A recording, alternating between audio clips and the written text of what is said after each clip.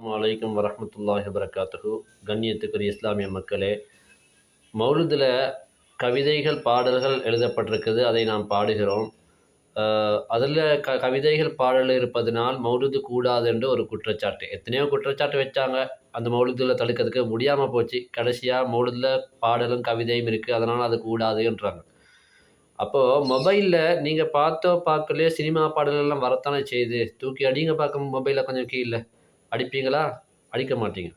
அந்த மொபைலை கண்டுபிடிச்சதும் இஸ்லாத்துக்கு எதிரான ஒருவன் தான். அவனால தான் மொபைல் கையில் வந்திருக்கு. இன்றைக்கு அது இஸ்லாத்துக்கு எதிரான ஒருவரால் கண்டுபிடிக்கப்பட்டதுன்னு சொல்லி மொபைலை தூக்கி வீசிடுவீங்களா?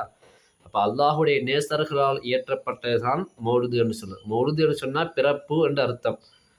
அதில் என்ன அப்படி மௌலுதுன்னு வைக்கப்பட்டதுன்னா, யாரை பற்றி குறித்து சொல்லப்படுதோ அவங்களுடைய பிறப்பிலிருந்து இறப்பு வரைக்கும், அல்லது அவங்களுடைய பிறப்பிலிருந்து ஒரு வாழ்க்கையினுடைய பாதை கட்டம் வரைக்கும் அதில் சொல்லப்படுகிறது.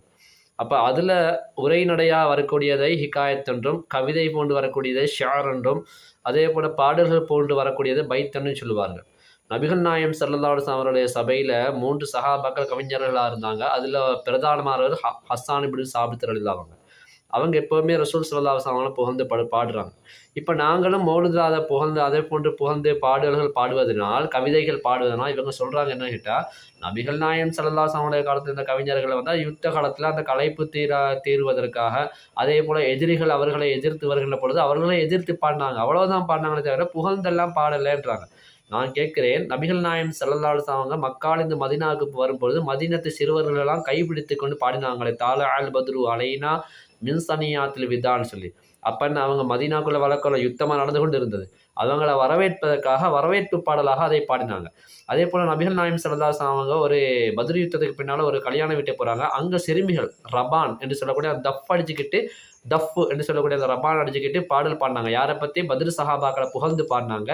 அப்போ அந்த நேரம் பார்த்து ரசூல் ஸல்லல்லாஹு அலைஹி வஸல்லம் அவங்க உள்ளே போகிறாங்க கல்யாண வீட்டுக்குள்ளே. ரசூலுல்லாஹ்வை கண்டோடனே பாட்டை மாற்றுறாங்க. எப்படின்னு சொன்னால், எங்களிலே ஒரு நபி இருக்கிறார்கள், அவர்கள் நாளை நடப்பதை இன்றை அறிந்தவர்கள், அதாவது இல்முல் கைப் மறைவான ஞானமுள்ளவர்கள் என்று புகழ்ந்து பாடினாங்க. அப்போ நபிகள் நாயகம் ஸல்லல்லாஹு அலைஹி வஸல்லம் சொன்னாங்க, என்னை புகழ்வது இருக்கட்டும், இது வரைக்கும் நீங்கள் யாரை புகழ்ந்து பாடினீங்களோ அவங்கள புகழ்ந்து பாடுங்கன்னு சொன்னாங்க. அந்த சிறுமிகளையும் அப்படியே பாடினாங்க. யாரை பற்றி? பத்ரு சஹாபாக்களை பற்றி. பாடல்கள் கூடாதுன்னு சொன்னால் ரசூல் ஸல்லல்லாஹு அலைஹி வஸல்லம் என்ன செஞ்சுருக்கணும்? இப்படியெல்லாம் பாடாதீங்க, இஸ்லாத்தில் இப்படியெல்லாம் கிடையாது, அல்லாஹ் அப்படி அனுமதி தரலை என்றெல்லாம் சொல்லியிருக்கணுமா இல்லையா? ரசூலுல்லாவே சொல்லாத ஒன்றை தடுக்கிறதுக்கு நீ யார் இடையில வந்து கொண்டு? அப்போ தொடர்ந்து நபிகள் நாயகம் ஸல்லல்லாஹு அலைஹி வஸல்லம் அந்த வம்சாவளியில், அதே போல் அவங்களுடைய அந்த வழிகாட்டலில் வந்தவங்க தான் நேசர்களாக இருந்தவங்க கொண்டு அந்த பாடல்களை படிப்பாங்களே தவிர, உங்களை மாதிரி ஷைத்தான்கள் எல்லாம் தடுக்கத்தான் செய்வாங்க. அல்லாஹ் உங்களை மாதிரி ஷைத்தான்களை விட்டு காப்பாற்றுவானாங்க.